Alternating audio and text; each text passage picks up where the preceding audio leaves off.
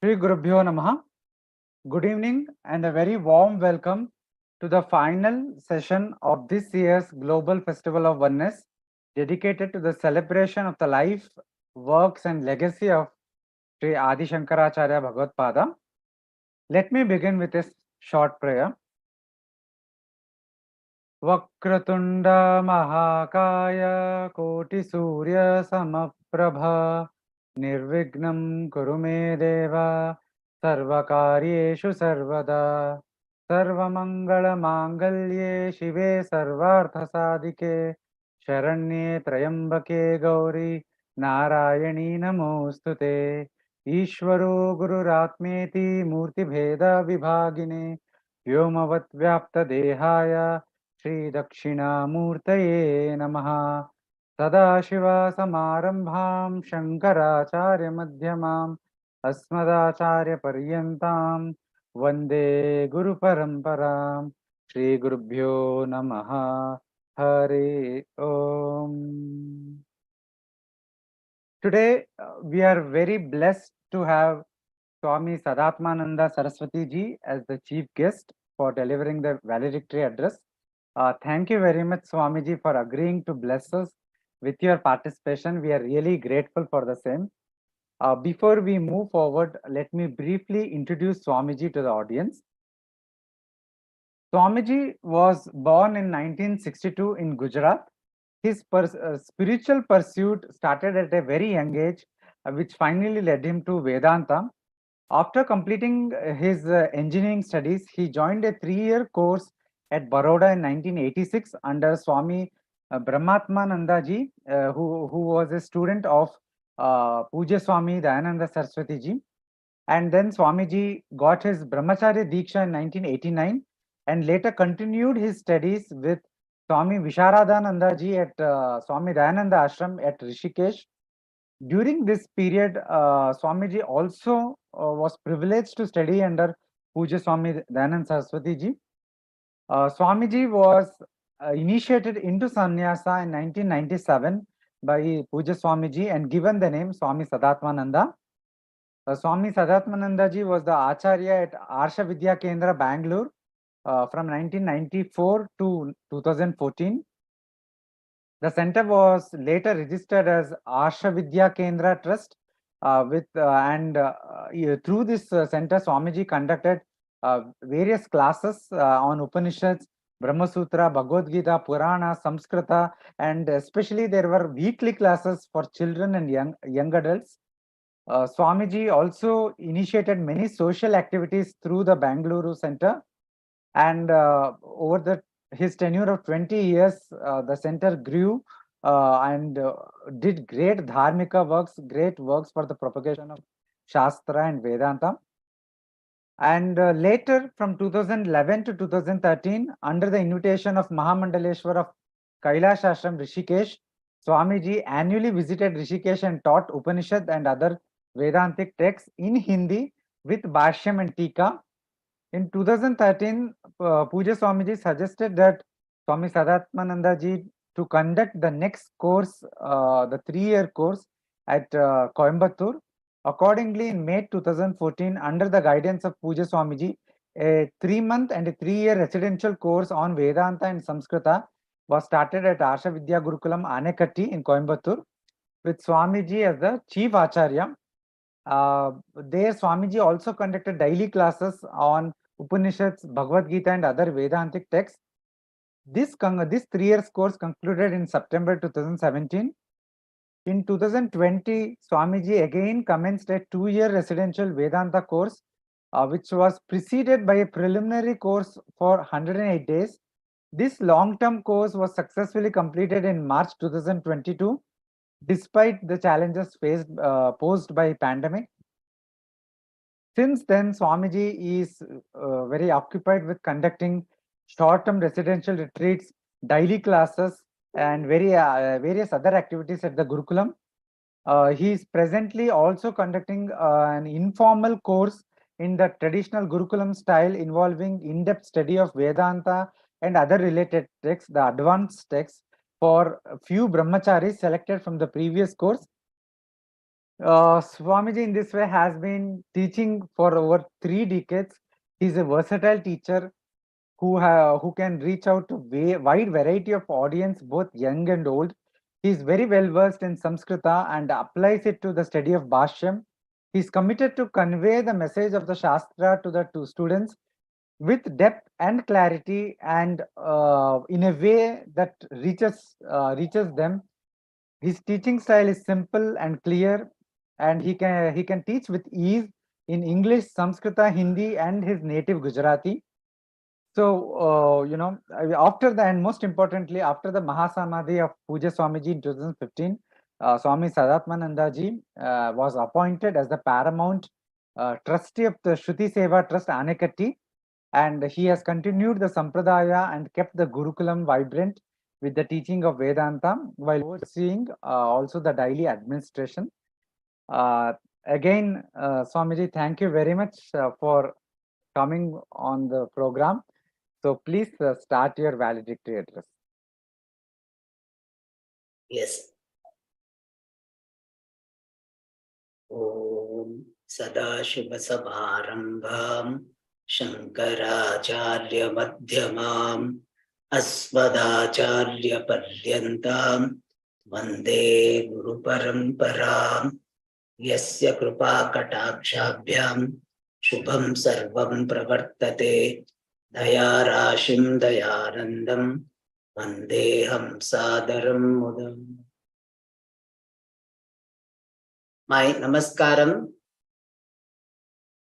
to all of you who are attending this valedictory session,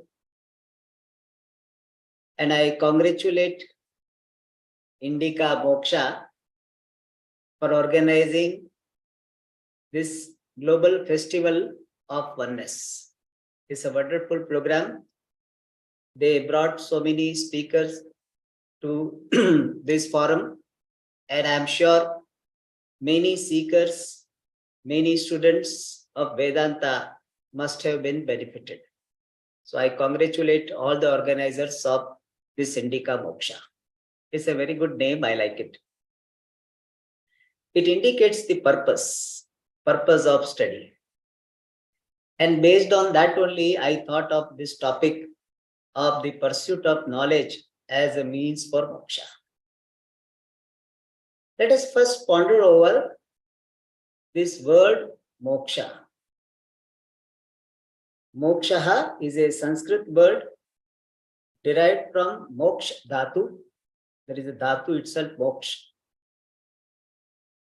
And moksha literally means freedom. People translate this word in different ways: liberation, salvation. But better word, without creating so much mysticism around it, is freedom. Dam in the word freedom has got the meaning state or status. So freedom means the state or status of being free. And the word freedom is a relative word. Whenever you say, I got freedom,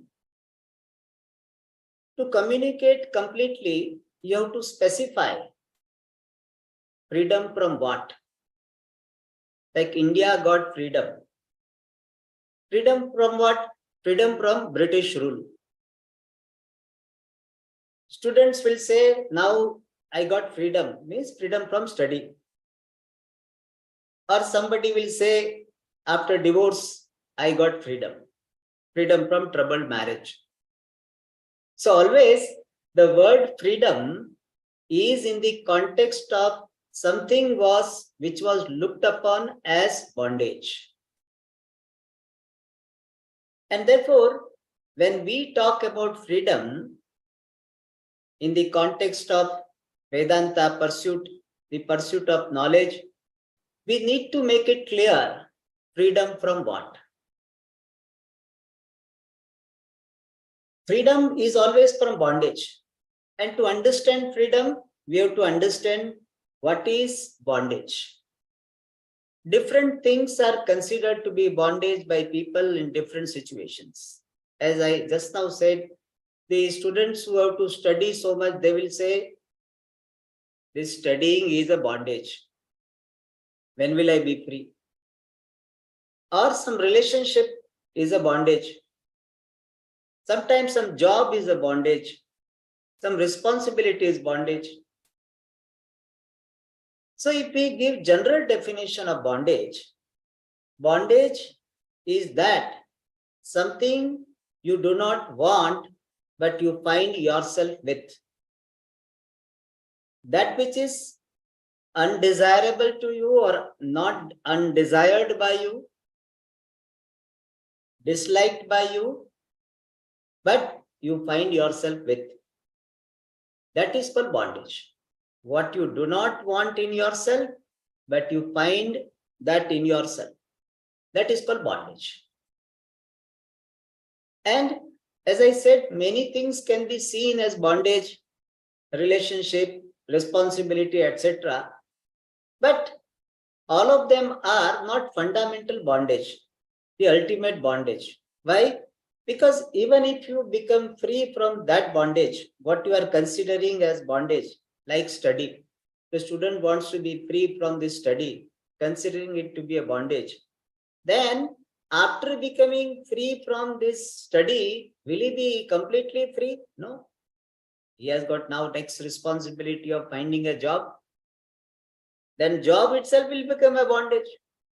So person will be traveling from one bondage to the other. Therefore, all other bondages which are seen as bondage are not the ultimate bondage. What is the ultimate bondage which person wants to be really free from that, and having become free from that bondage, nothing will bind the person? What is that bondage? That bondage is talked about in our Shastra. One way of looking upon that bondage is helplessness. The sense of helplessness can be seen as bondage. Anishaya shochati muhyamanaha. Mundakopanishad. So Anisha means helplessness.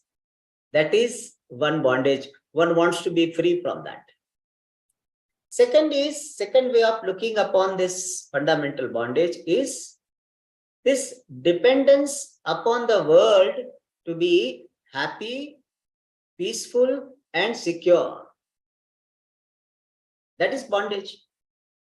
I require so many things to be in a particular way to be happy. People should be favorable to me. Situation should be favorable to me. Then only I can be happy.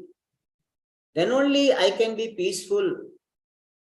So I depend upon a particular setup consisting of people, objects, and situation. That dependence is bondage. Or self non-acceptance is bondage. Whatever I achieve, I find myself to be non-acceptable. I am not completely acceptable to myself. When I did not have graduation, I was not acceptable to myself. After graduation also, I am not acceptable to myself. Before marriage, person doesn't find himself to be acceptable because people start saying, when are you getting married? When are you getting married? So not getting married gives the person the sense of non-acceptance. People will try to give the feeling something is wrong with you because you are not getting married. So before marriage, there was non-acceptance. And after marriage also, something or the other, wife is saying that you are like this, or husband is saying you are like this, you are like this. And therefore, this sense of non-acceptance continues. And Since we are not able to accept ourselves, therefore we seek acceptance from others. And therefore we always look forward to having approval of others. Thus, self-non-acceptance leading us to seeking approval also can be seen as bondage. And all these are there, the dependence upon the world, sense of helplessness, all of them are there because I am finding myself to be limited. So we can say this sense of limitedness is bondage. I find myself to be limited in different ways, in terms of knowledge, in terms of power, in terms of resources. Whatever we have, we find that not enough, limited. Something or the other will make me feel limited. And that sense of limitation, person wants to get out. Person wants to get rid of. And that is why he keeps struggling, thinking that if he or she gets a particular setup, he will be free from limitation. But it never happens. So person tries the means in the form of karma, action, and does various actions thinking that something will make him limitless. And thereby he will be free from this sense of limitation. But it doesn't happen, because karma itself being limited, it will produce limited result.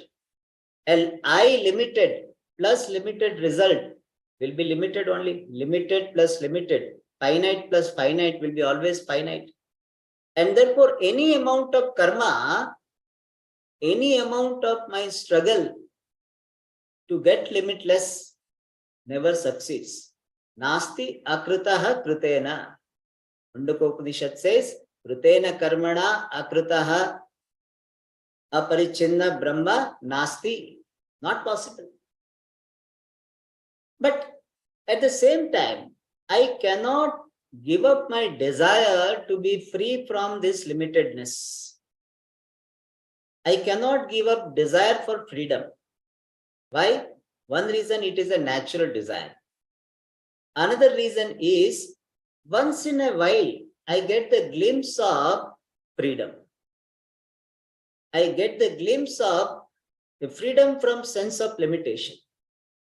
When I see some natural scene, then my sense of limitation is suspended for the time being. And therefore, I get the glimpse. In Shushupti, in deep sleep, I get some glimpse that, oh, I am free from limitation. In moments of happiness, there is a glimpse. Since there is a glimpse of freedom, I cannot give up the desire for freedom. As it is said, once you have seen your height, you cannot settle for anything less. And therefore, unknowingly person has got this feeling that freedom must be available. I do not know how. And therefore, one does not give up the desire. One keeps searching for this freedom from sense of limitation. In this situation, Shastra comes and tells there is only one possibility. And that is, you are what you are seeking. You are seeking fullness, you are fullness. You are seeking peace, you are peace. You are seeking abhaya, this freedom from fear, you are abhayaswarup. And that question would be, if I am fullness, if I am peace by myself, then why am I seeking? Why am I seeking fullness when I am fullness? Then answer given is that in life it is possible that something is not away from us, still we may be seeking. Many times key is there in our pocket, but we are seeking. In fact, modern example generally I give that in your hard drive, so many files are there, but you may not remember, and therefore you will be seeking the same file from others, searching for it. Many times it happens. So many times things are with us, but not knowing that they are with us, we may be seeking outside. And in Shastra, generally they give the example of the 10th man. The 10th man himself is the 10th man. So what he is seeking is the 10th man, and he himself is the 10th man. So how come the 10th man is seeking the 10th man? Because of ignorance. Because of ignorance, and ignorance born wrong conclusion. What is the wrong conclusion he has? That 10th man is outside. So because of ignorance of the fact and because of wrong conclusion, 10th man himself is seeking 10th man. Similarly, I myself am what I am seeking, but not knowing that I am what I am seeking, I am searching, I continue my seeking. In this situation, when ignorance is the basis for my bondage, solution can be only knowledge. How ignorance is the basis for bondage? We saw that bondage is in the form of sense of limitation. And sense of limitation is because of not knowing that really I am limitless. So ignorance is the basis for the problem, then knowledge alone can be the solution. When darkness is the cause for the problem, light is the solution. Up to this, when a person discovers and get convinced, then person will have desire for that knowledge. So far, he was a mumukshu. He might be seeking moksha. I want to be free from bondage. So he was a mumukshu, but now he becomes jignasu. And this conversion of this mumuksha into jignasa is a big conversion in the life of a seeker. Because this conversion gives the direction in his pursuit. Otherwise, he was thinking that moksha will be attained by this. Some people will say Nada Yoga, Kundalini Yoga, or some, what is called, the Rudana Yoga, some yoga. But when a person is convinced of this fact, that my bondage is because of ignorance, and ignorance can go by knowledge, and therefore freedom is by knowledge, his life gets the direction. And he becomes a jignasu bhaktaha. He is now seeker of knowledge. So far he was only seeker of freedom. Now he is seeking of this is a search for freedom. He is now getting refined form, and that becomes search for knowledge. And when he gets this question, how to get this knowledge? The answer is, any knowledge is attained by using the means of knowledge. Prama pramanenaiva jayate. Knowledge is born by using the means of knowledge. If you want to see Swami standing or sitting in front of you, what you have to do? You have to use the means of knowledge. So any knowledge is by using the means of knowledge. And in case of self-knowledge, the perception will not work. Because we are talking about the self, which we want to know. That self is behind the perceiver. And perceiver cannot be perceived by the organs of perception. And therefore, this perception will not work for self-knowledge. And since perception doesn't work at all, therefore perception-based inference, etc. also will not work. So all the pramanas, generally we use pratyaksha, the perception, anumana, inference, arthaprakti, presumption, upamana, simile, all those means of knowledge are not valid in case of self-knowledge. And the only pramana we are left with is Shabda Pramanam, the means of knowledge in the form of words. And the words are also not of any human being who has experience, and based on his experience, he gives some words. That also will not work. If he can experience, we also can experience.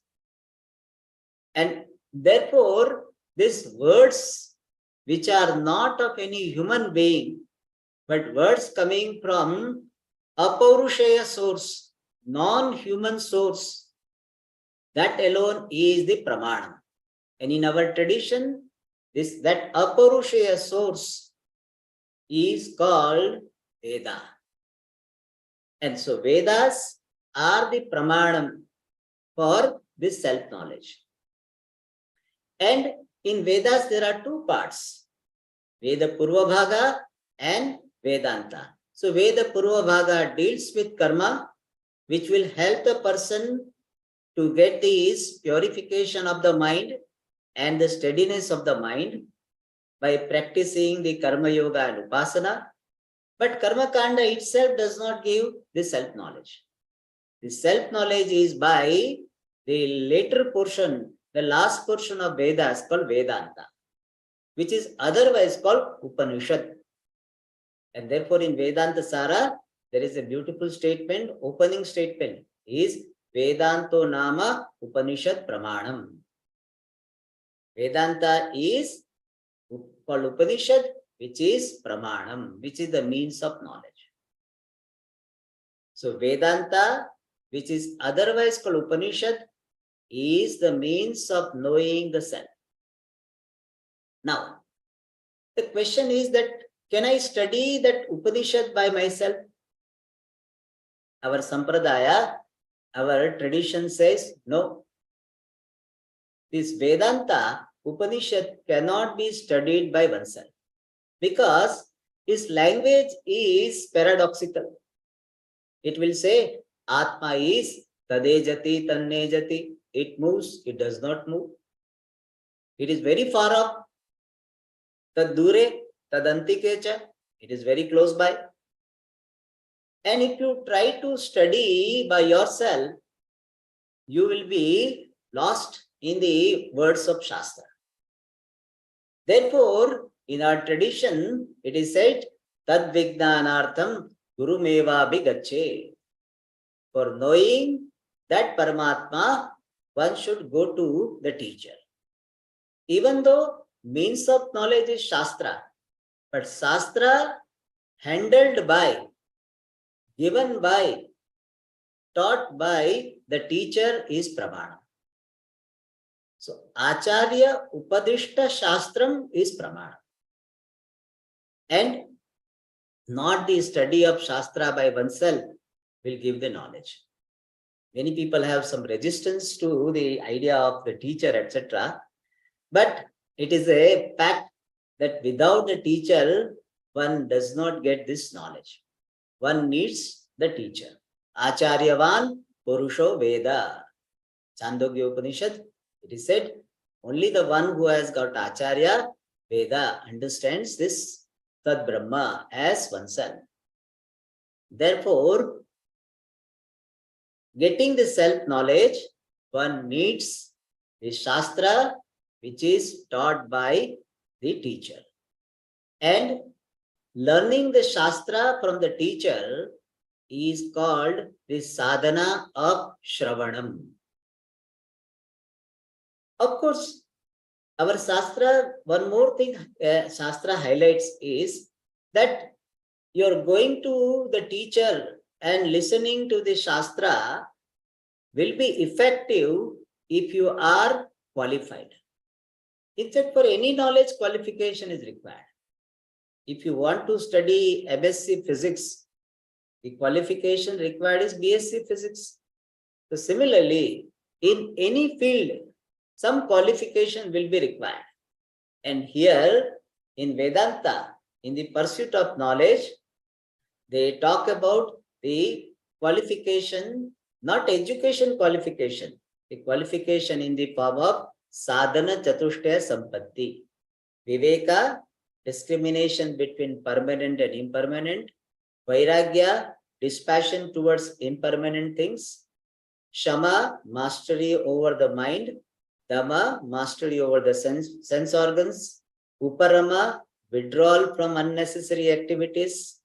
Titiksha, the objective acceptance of pairs of opposite.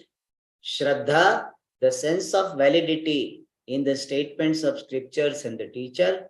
And Samadhanam, the ability to focus. The 6 are considered to be third qualification. And this fourth one is Mumuksha, intense desire for moksha. So if these qualifications are there, not 100%, we don't expect 100% qualification. We expect only sufficient qualification. Like to pass the exam, you don't require 100%. You require is 35 or 50, whatever passing marks set by the university. So one needs to have sufficient sadhana chatushtaya sampatti. With that, person goes to the teacher and listens to the scriptures. That is called the sadhana of Shravana. Now, question would be how one will get sadhana chatushtaya sampatti? For that, our Shastras answer that by karma yoga and upasana, one will get sadhana chatushtaya sampatti.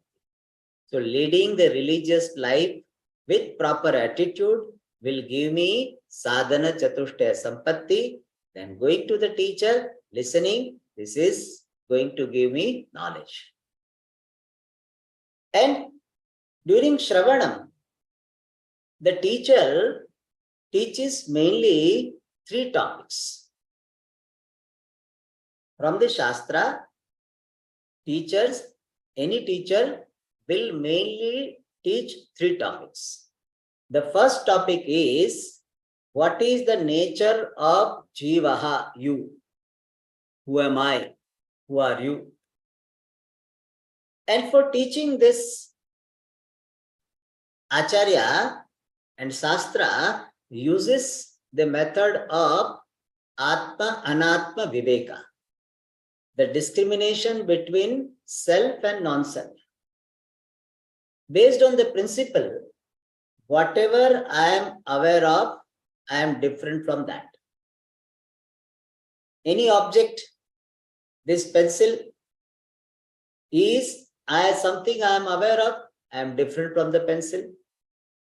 This book I have, so I am aware of this book, so I am different from the book. Similarly, whatever I am aware of, I am different from that. So with regard to external objects, we don't have problem. But when it comes to the body, there is a boundary problem. You know, between India and China, there is a boundary problem. So body becomes a boundary problem. Why? Because body, even though it is objectified by us, known to us, still we consider body to be ourselves. And therefore I say, I am fat, I am lean, I am fair, I am dark, I am Brahmana, I am Kshatriya. All these are based on what? Based on the conclusion that I am the body. So Shastra says, you are aware of the body, you are different from the body, you are not confined to this body. Then sense organs, I am aware of eyes, ears, etc. I am different from that. Mind, I am aware of that. I am different from that. Then who am I?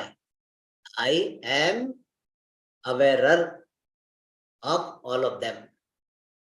That is my introduction with reference to the things I am aware of. By myself, who am I? I am the content of awarer, called awareness, otherwise called consciousness. I am consciousness. Pervading this body. So don't think that Atma is somewhere else.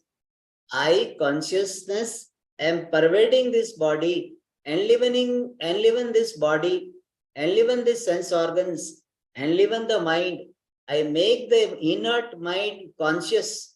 Therefore, I am called consciousness. So I am consciousness obtaining in this body, not limited by this body. This is the first topic taught by Shastra. The second topic is the world and its cause. And in this connection, the Karya Karana Prakriya, the method or presentation of cause effect, is given in Shastra, where it is said this world is an effect and Brahma, otherwise called Ishvara, is the cause.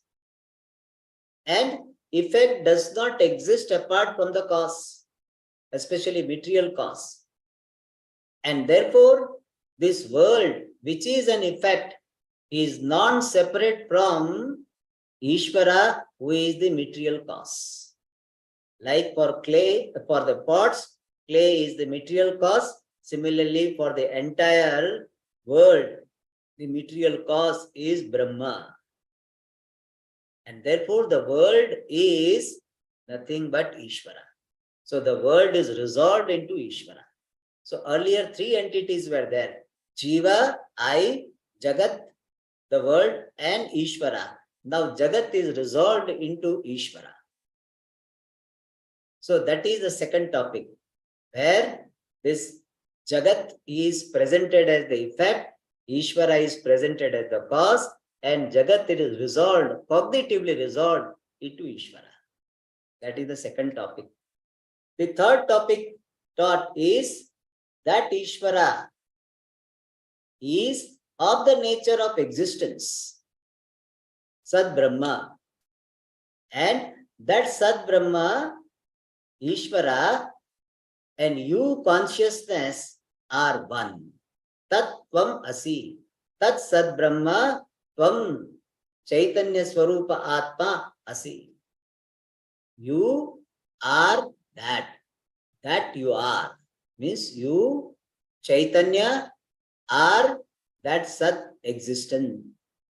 Consciousness, you are existence, Ishvara, Sad Brahma. And when this teaching is given to a seeker, a student who is qualified, what will be his understanding? I am Sad Brahma, who am the Adhishthanam, the basis of the entire world. This entire world is non-separate from me.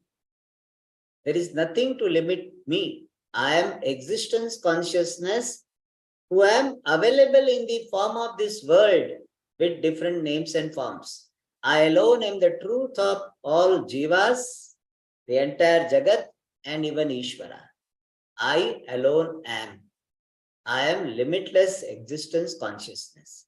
When this understanding comes, then I am free from the sense of limitation. And this is called Moksha, by the discovery of myself being limitless Brahma. Regarding this Moksha also, people have got so many misconceptions. Some people think that Moksha is dying is Moksha, death is Moksha. Some people think Moksha is in the form of going to some loka, Vaikuntha Loka Prapti, etc. or Brahma Loka Prapti. That is not real Moksha. Going to any loka is the result of some karma, and result of karma cannot be limitless Moksha. Some people have got this idea that Moksha is some instantaneous event. Like today you were bound, and tonight some 12 o'clock or 1 o'clock or something you become free. Moksha is not an instantaneous situation or event. Moksha is in the form of abidance in one's true nature. Bhashyakara in Mandukya Upanishad, in Sangati Bhashyam, very nicely says, Rogartasya iva roga nivruttau svasthata. Dukkhatmakasya atmanaha dvaita prapanchopashame swasthata advaita bhavaha. This is what moksha is. So moksha is abiding in oneself.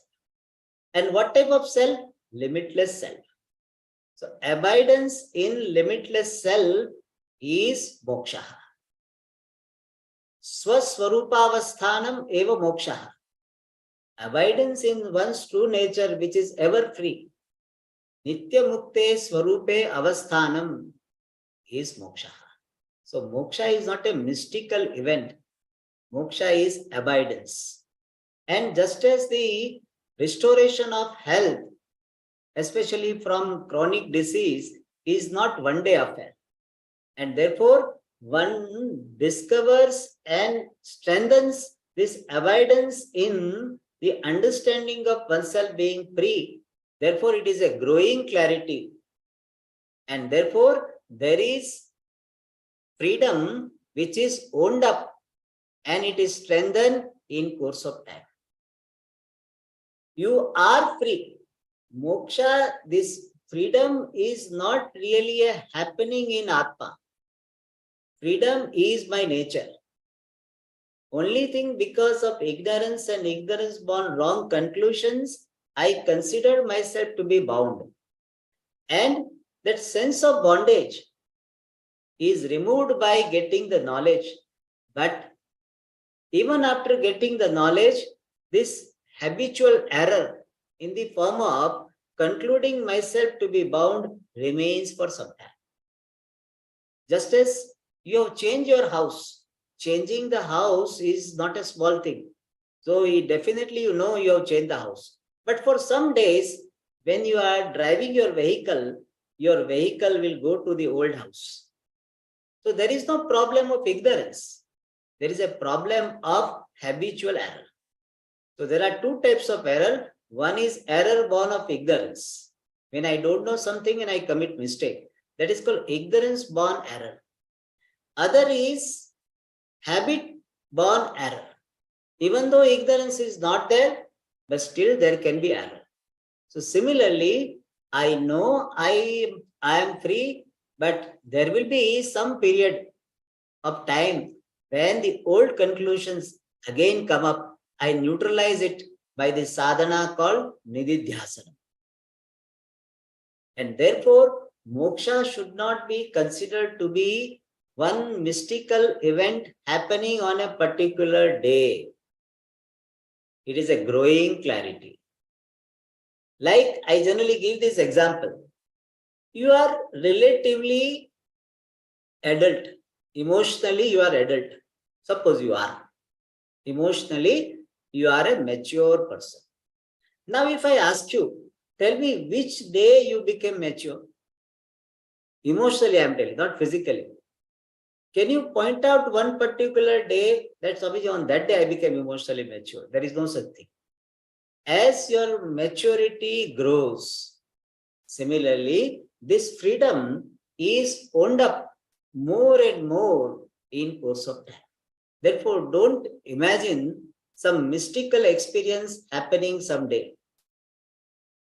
Moksha is abiding in my true nature, and that amounts to say moksha is abiding the understanding of my being free forever.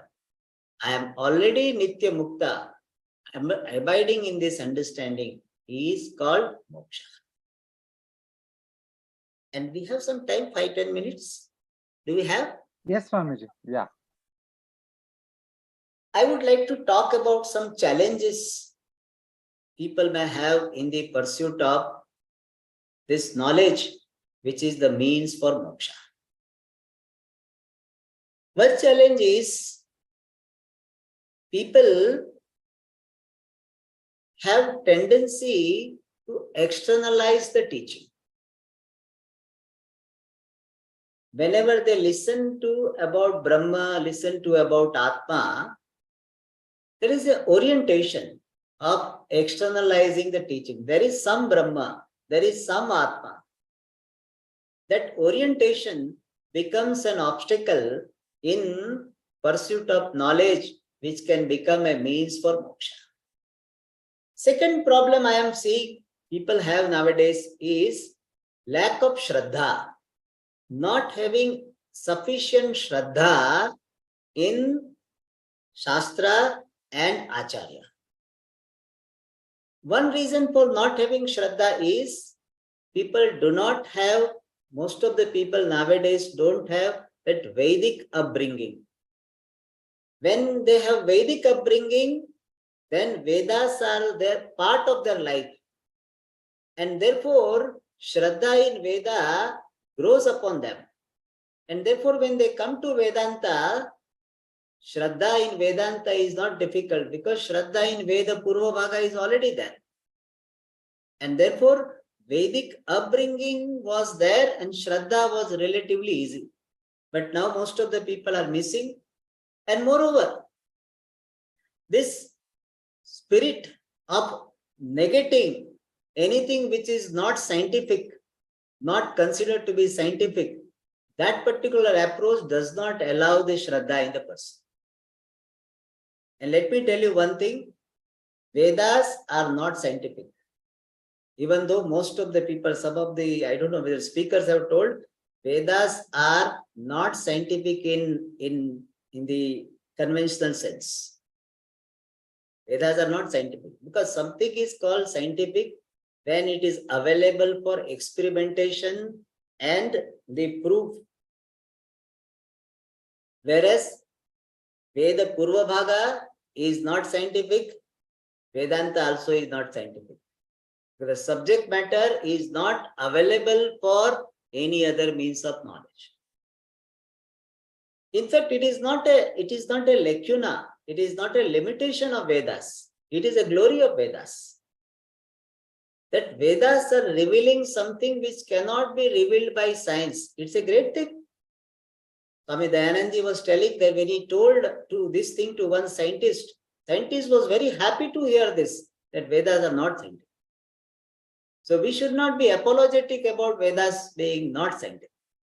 So people have this approach that I am a very scientific spirit. Scientific spirit is very good in the field of science, very good. In general also it's useful.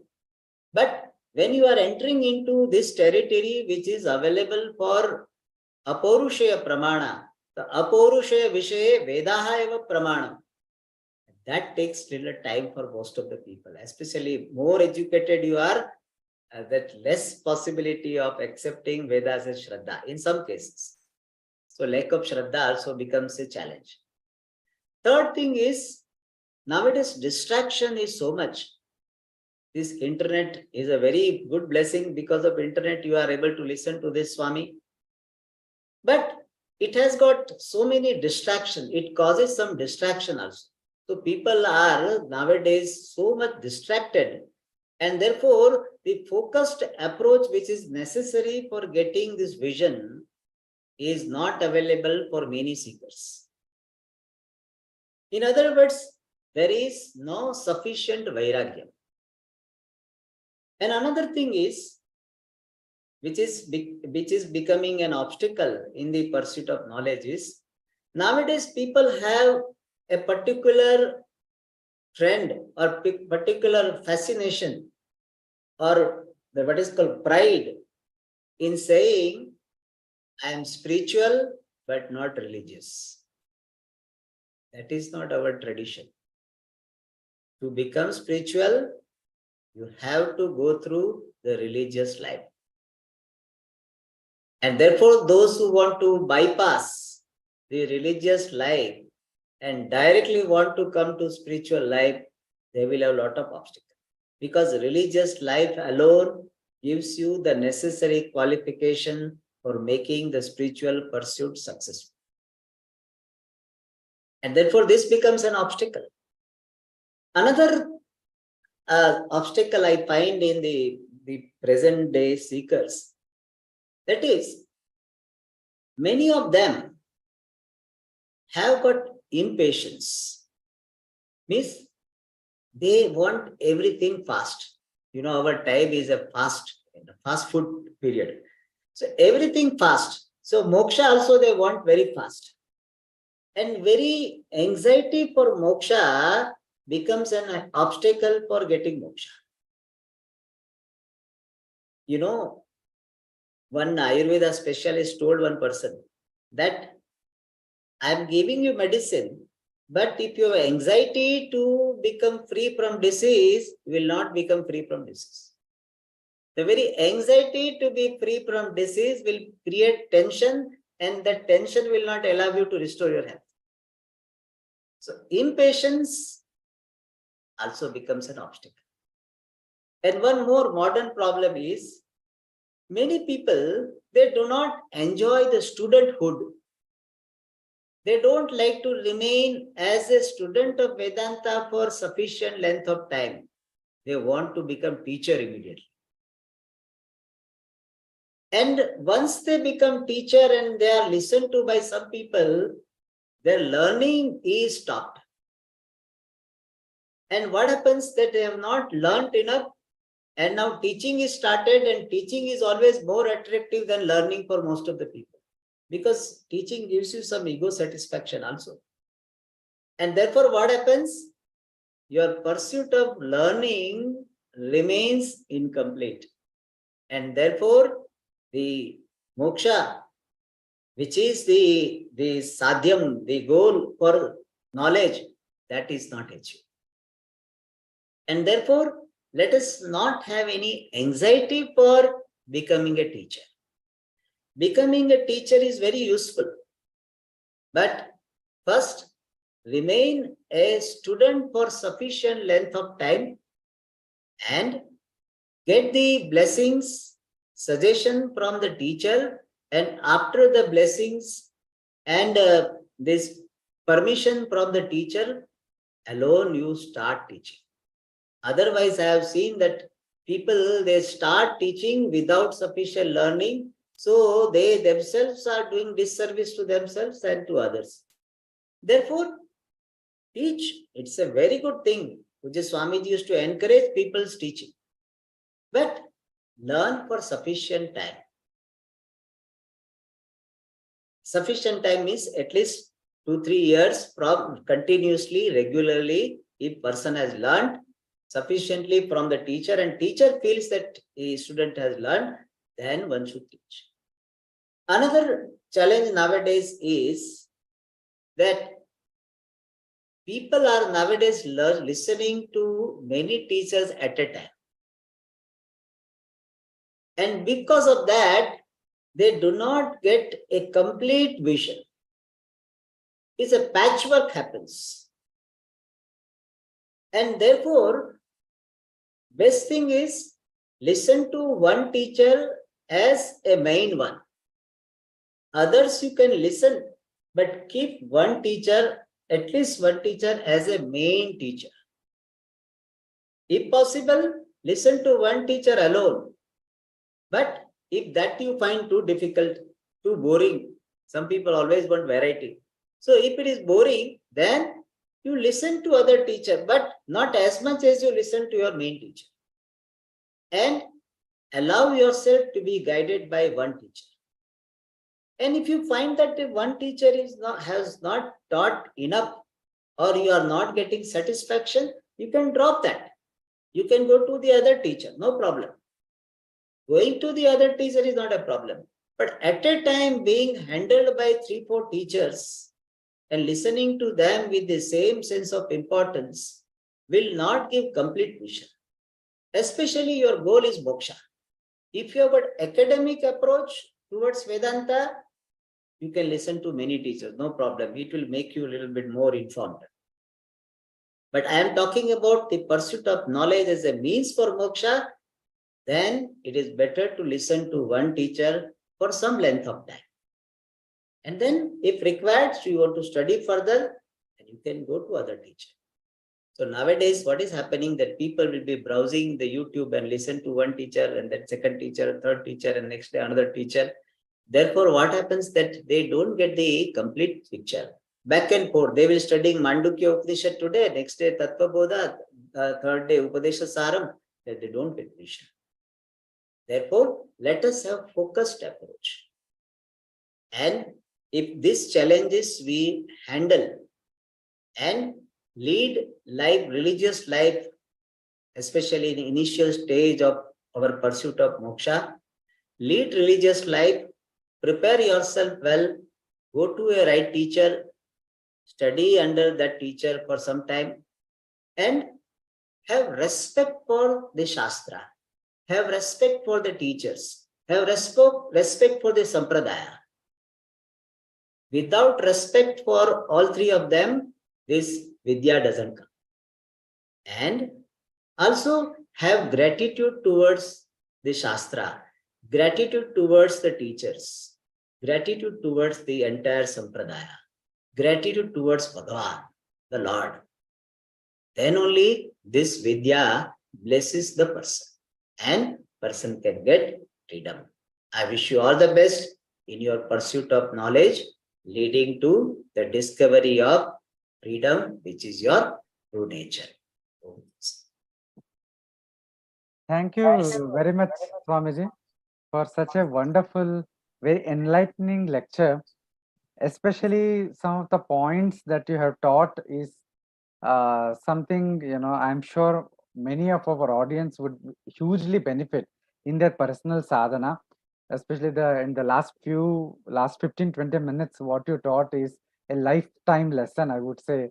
Sticking to one teacher, uh, proceeding in a particular direction, have that moksha is not a loka, is not a goal, but abidance. I think these are all very, very important lessons. Thank you very much, Swamiji, for such a wonderful Namaste. session. Thank you very Okay. Namaste. much. Viewers, since last 1 month, we have been doing this e-satsang through Shravana and Manana on various topics related to Vedanta and the teachings of Bhagavad Pada twice every day. And this has been a great opportunity both for you audience as well as for us, the organizers, to listen to various gurus, vidwans, and seekers. But everything that has a beginning must end. So as we conclude this festival, I want to thank everyone, each and everyone who supported directly or indirectly for the successful completion of this year's festival. First and foremost, my humble pranams to all the gurus and acharyas and other speakers who graced this festival and shared their thoughts and teachings with all of us. Second, I want to thank Sri Harikaran Vadlamaniji, without whose vision, inspiration, and support, this festival would not have materialized in the first place. I also thank my fellow hosts, Soumya ji, Anuradha ji, Ravishankar ji, Prasad ji, Lakshmi, Sangeeta ji, who all took time from their busy schedule to host the sessions, early morning sessions, evening sessions, all of them. I also want to thank my colleague Dr. Nagaraj Paturi ji, who has helped in a number of ways, including in translating and summarizing the Sanskrita talks into English during those early morning sessions. I also thank my colleagues Koti Ramprasad and Srinivas, who have handled the back end and provided technical support throughout the festival. Last but not the least, I thank all the audience who joined us in celebrating the life, the works, and the legacy of Shankaracharya Bhagavad-pada. I thank again everyone associated with this celebration and who have helped to make this celebration a very successful event. So with this, we conclude the festival. Shri Guru Bhyo Namah.